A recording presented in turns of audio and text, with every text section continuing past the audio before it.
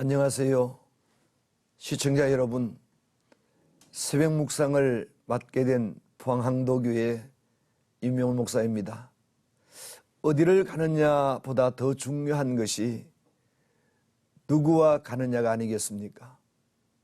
원수하고 오리길도 힘들지만 사랑하는 사람과는 천리길도 힘들지 않다는 말이 있습니다. 우리가 무엇을 먹느냐보다 더 중요한 것이 누구와 먹느냐 아니겠습니까?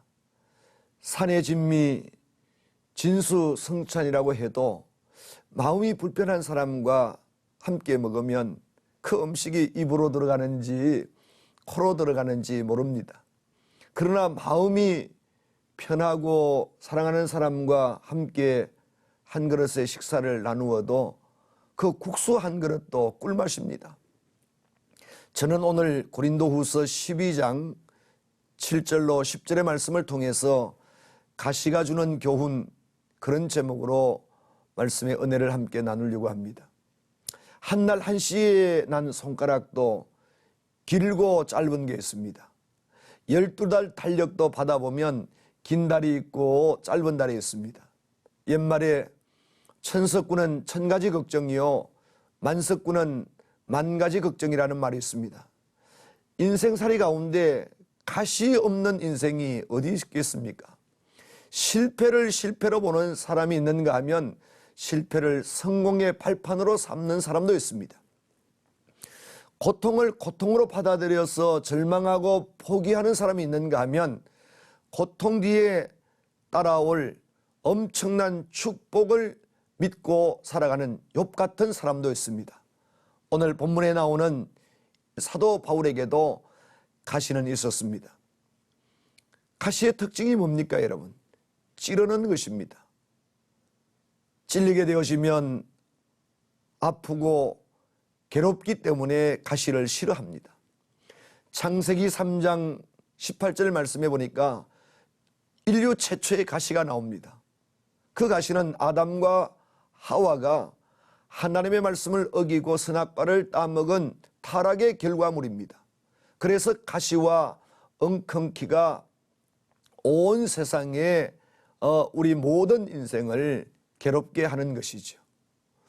그러니까 너가 나에게, 내가 너에게 찌르는 상대가 되어지고 상처를 주는 아픔이 되어지고 이렇게 인생이 살아가게 되어집니다.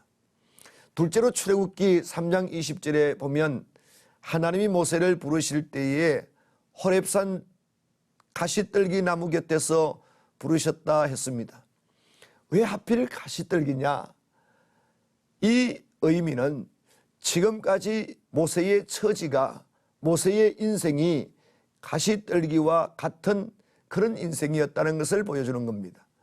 그런 그에게 하나님은 불을 붙여주십니다. 내 인생 드라이하고 메마르고 건조해진 나와 여러분의 인생에, 모세의 인생에 하나님은 불을 붙여서 쓰시고 싶다는 말씀입니다. 셋째로 고린도후서 12장 7절 오늘 본문에 보니까 바울의 가시입니다. 그렇게 능력 있는 대사도인 바울에게도 가시가 있었습니다. 헬라 원어의 이 가시는 스콜로프스라고 하는 이 단어를 쓰는데 뜻은 이렇습니다.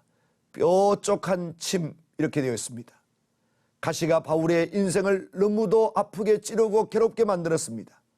이를 두고 성경에 보니까 3번씩이나 하나님 앞에 깊이 기도드립니다.